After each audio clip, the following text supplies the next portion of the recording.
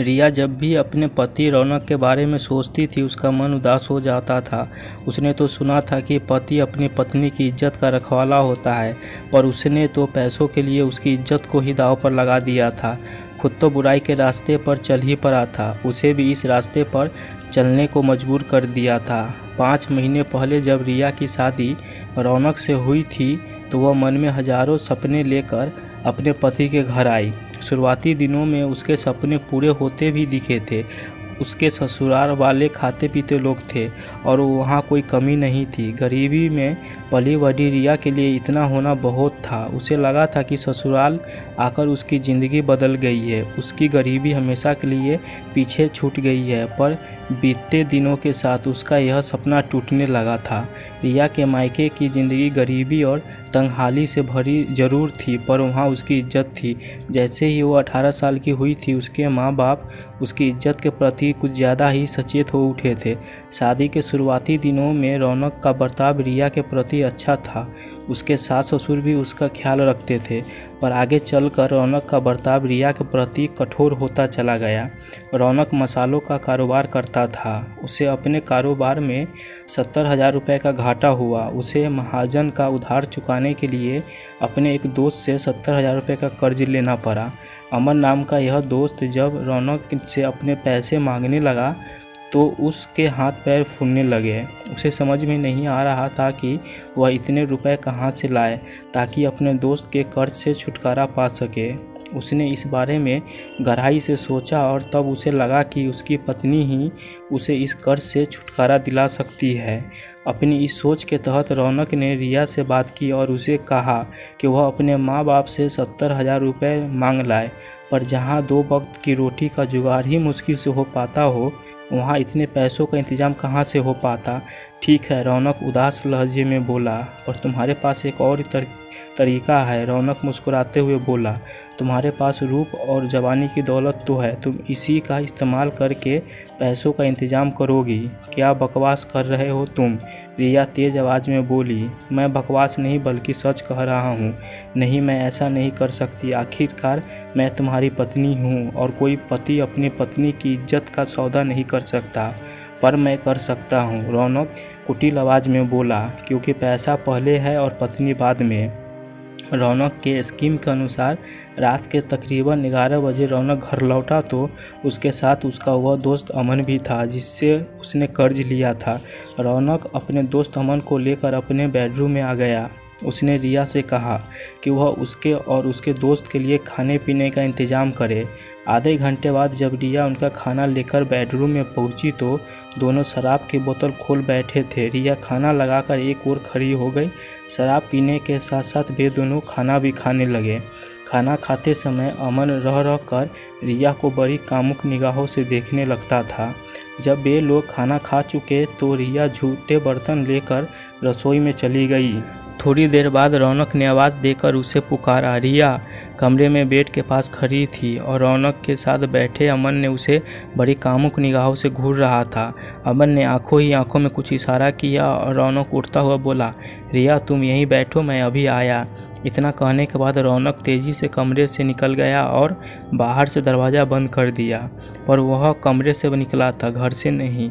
रौनक दरवाजे के पास अपने मोबाइल फ़ोन के साथ छिपा बैठा था ताकि रिया और रौनक के प्यार के पलों की वीडियो फिल्म बना सके। रौनक के कमरे से निकलते ही अमन रिया से छेड़छाड़ करने लगा। यह क्या कर रहे हो तुम? रिया नाराज़गी दिखाते हुए बोली, छोड़ो मुझे, तुम्हें कैसे छोड़ दूँ जाने मन। अमन बोला, बड़ी कोशिश के बाद तुम मेरे हाथ आई हो। कहते हुए उसने रिया को अपनी बाहों में भर लिया। अमन की इस हरकत से रिया पल भर में बौखला उठी, फिर उसकी बाहों में मचलते हुए बोली, छोड़ो मुझे, वरना मैं तुम्हारी शिकायत अपने पति से करूँगी। पति कहकर अमन कुटिल से मुस्कुराया। तुम्हारा पति भला मेरा क्या बिगाड़ लेगा? वह तो गले तक मेरे कर्ज में डूबा हुआ है। सच तो यह है कि वह खुद चाहता है कि मैं तुम्हारी जवानी से खेलूं ताकि उसे कर्ज चुकाने के लिए थोड़ी और मोहलत मिल जाए। नहीं, रौनक ऐसा नहीं कर सकता। रिया अपने पति पर भरोसा करते हुए बोली। तुम्हें यकीन नहीं आता? अमन उसका मजाक उड़ाते हुए बोला। तो खुद जाकर दरवाज़ा चेक कर लो, तुम्हारे पति ने बाहर से दरवाज़ा बंद कर दिया है। नहीं, कहकर रिया दरवाजे की ओर भागी, पर शराब और वासना के नशे से जोश में आए एक मर्द से एक औरत कब तक बचती। अमन ने झपट कर उसे अपनी बाहों में उठाया और बिस्तर पर उछाल दिया। अब रिया भी कर्ज के बारे में सोच के संभलती हुई ये सब करने को राजी हो गई। ऐसा करते हुए यह बात अमन के सपने में भी नहीं थी कि उसका यह मज़ा आगे चलकर उसके लिए कितनी बड़ी मुसीबत खड़ी करने वाला है। अमन के जाने के बाद जब रौनक कमरे में आया तो गुस्सा और अपमान से भरी रिया बोली, कैसे पति हो तुम? पति तो अपनी पत्नी की इज्जत की हिफाजत के लिए अपना सब कुछ दांव पर लगा देता है, पर तुमने तो अपना कर्ज उतारने के लिए अपनी पत्नी की इज्जत को ही दांव पर लगा दिया। बदले में रौनक मुस्कुराते हुए बोला, रिया, कुछ पल अमन के साथ बिताने के बदले में अब हमें उसके कर्ज से जल्दी ही छुटकारा मिल जाएगा। इसके तीसरे दिन जब अमन अपने पैसे मांगने रौनक के घर पहुंचा तो रौनक ने उसे अपने मोबाइल फ़ोन से बनाई हुआ वीडियो फिल्म दिखाई। फिर उसे धमकाता हुआ बोला, अमन, अब तुम अपने पैसे भूल ही जाओ। अगर तुमने ऐसा नहीं किया तो मैं वीडियो क्लिप पुलिस तक पहुंचा दूंगा और तुम्हारे खिलाफ रिपोर्ट लिखवा दूंगा कि तुमने मेरी पत्नी के साथ बलात्कार किया है। इसके बाद पुलिस तुम्हारी क्या गत बनाएगी, इसकी कल्पना तुम आसानी से कर सकते हो। अमन हैरान सा रौनक को देखता रह गया। उसके चेहरे से खौफ झलकने लगा। वह चुपचाप रौनक के घर से निकल गया। इधर रौनक ने उसके इस डर का भरपूर फ़ायदा उठाया। इस वीडियो क्लिप को आधार बनाकर वह अमन को ब्लैकमेल कर उससे पैसे ऐंठने लगा। अमन रौनक की साजिश का शिकार जरूर हो गया था, पर वह भी कम शातिर नहीं था। आखिर वह करोड़ों रुपए का कारोबार ऐसे नहीं चलाता था। उसने इस मामले पर गहराई से विचार किया और रौनक के हथियार से ही उसे मात देने की योजना बनाई। अपनी योजना के तहत जब अगली बार रौनक उससे पैसे वसूलने आया तो अमन बोला, रौनक, तुम कब तक मुझे यूं ही ब्लैकमेल करते रहोगे? आखिरकार तुम मेरे दोस्त हो, कम से कम इस बात का तो लिहाज करो। मैं पैसे के अलावा और किसी का दोस्त नहीं। अगर मैं पैसे कमाने का इससे भी बड़ा जरिया तुम्हें बता दूं तो क्या तुम मेरे पीछा छोड़ दोगे? क्या मतलब? रौनक की आंखों में लालच की चमक उभरी।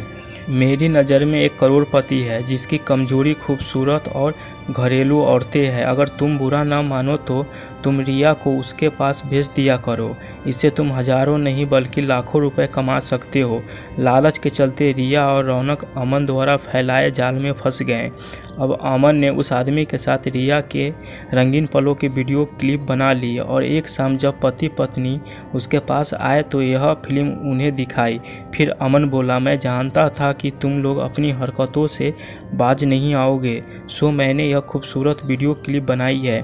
अब अगर तुमने भूल कर भी मेरे घर का रुख किया तो इस वीडियो फिल्म के जरिए मैं यह साबित कर दूंगा कि तुम्हारी पत्नी देह धंधा करती है और इसकी आड़ में लोगों को ब्लैकमेल करती है। तुम इसमें उसकी मदद करते हो। तुम न सिर्फ उसके दलाल हो बल्कि एक ब्लैकमेलर भी हो। यह सुनकर रिया और रौनक कुछ नहीं बोला। वे हैरान होकर अमन को देखते रहे, फिर अपना समूह लेकर उसके घर से बाहर निकल गए। दोस्तों, यह कहानी कैसा लगा आप हमें कमेंट बॉक्स में ज़रूर बताएं और कहानी पसंद आई हो तो एक लाइक कर दें।